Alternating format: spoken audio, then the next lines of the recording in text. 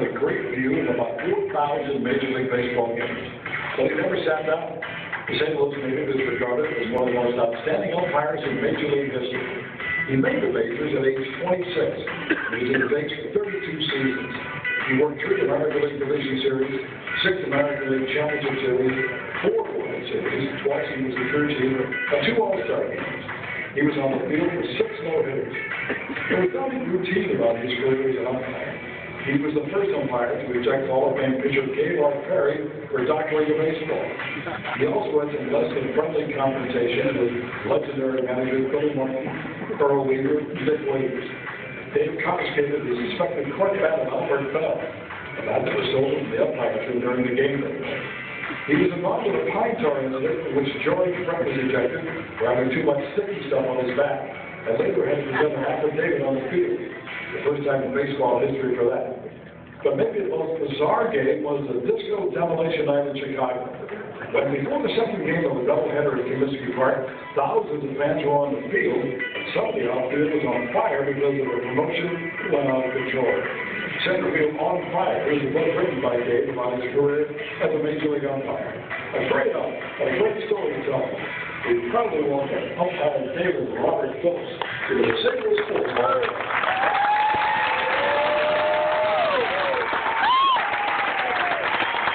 32 years. Did you ever blow a call? Another question. Do I have another question? No. Did you ever miss a call? Oh, there's always those kind of things. You always remember the bad calls. You never, you call something, make thousands and thousands of calls, and the ones that you have that you remember are the ones that are the nasty. Right. We saw the video. You threw out Gaylord Perry for doctoring the baseball. What was on the ball?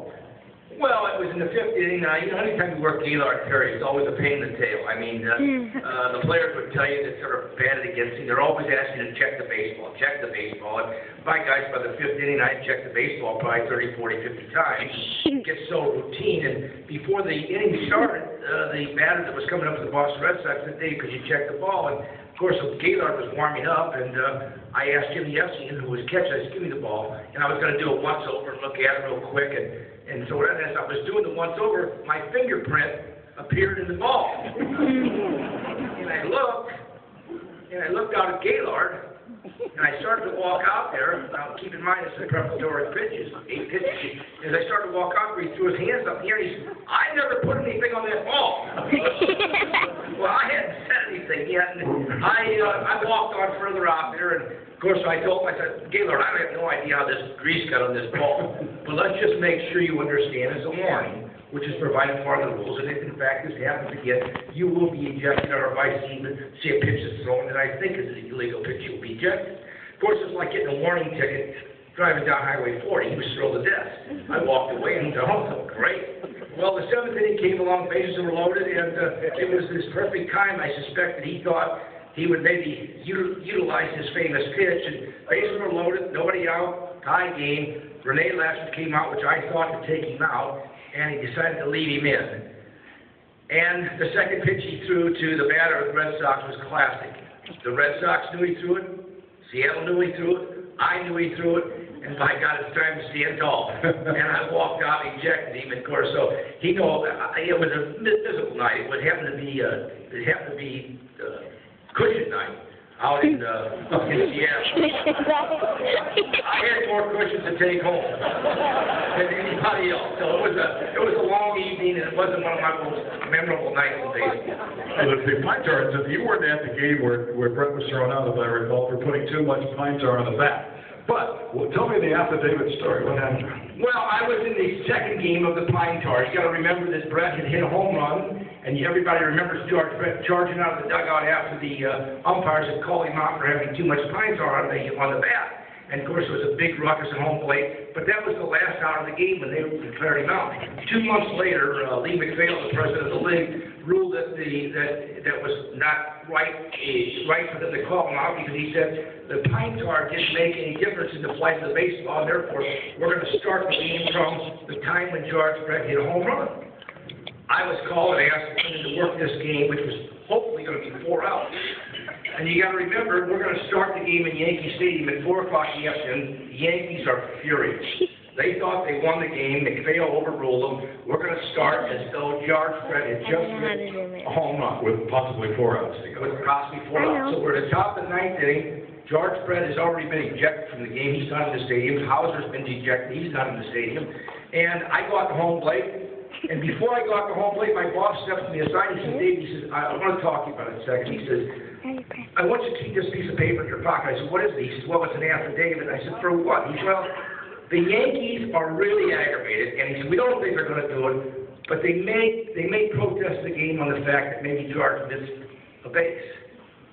I said, you gotta be kidding me. I thought it was in Seattle 2 months ago. I don't know. He said, well, just keep these. I don't think they're going to use this. So I go out to second base. I call my first base umper. I said, listen, I said, if this happens, you just stay safe. Sure enough, George Frazier's pitching for the Yankees. He takes his 8-bomber pitches, goes around the infield. Neville gives it to George. George looks in for a signal, steps off the rubber, goes to first base to Chambliss. And I said, you got to be kidding me. And sure enough, my umpire went safe.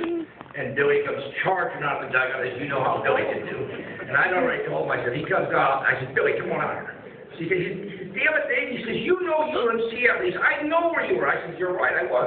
I got no idea, Billy, if he touched first, second. I don't know. He says, what I'm talking about. I said, but I got an affidavit here. And I started to pull it out of my pocket, and he said, an freaking what? Now, mind you, it wasn't quite like that. This is the F word. I know. But anyway, I said, I got an affidavit that says that George touched first, second, third, home, respectively, in order and legally.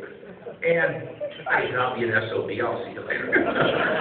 Very quickly, Earl Weaver was one of them that you had some conversations with. You two were yelling at each other, and what he pointed to his chest, saying, say it right in here. I got a microphone here. Yeah, Earl used to keep cigarettes underneath his, he had a little pocket there, and you could see the cigarettes were in there. And he said, we were having a little discussion. I said a few unkind things to him. He said, go ahead, keep talking. He said, I got it right here in my microphone. I reached down and I said something very unkindly. I said, did you get that, Earl? And of course, those are the days of the managers that were really difficult to deal with. I spent 32 years in the big leagues. Everybody asked me why I retired so early. The day I couldn't run anymore, and they never did think I could see. I knew it was time. I really knew it was time when people start saying to me, they knew my name was Dave, and by God, they kept calling me Dick.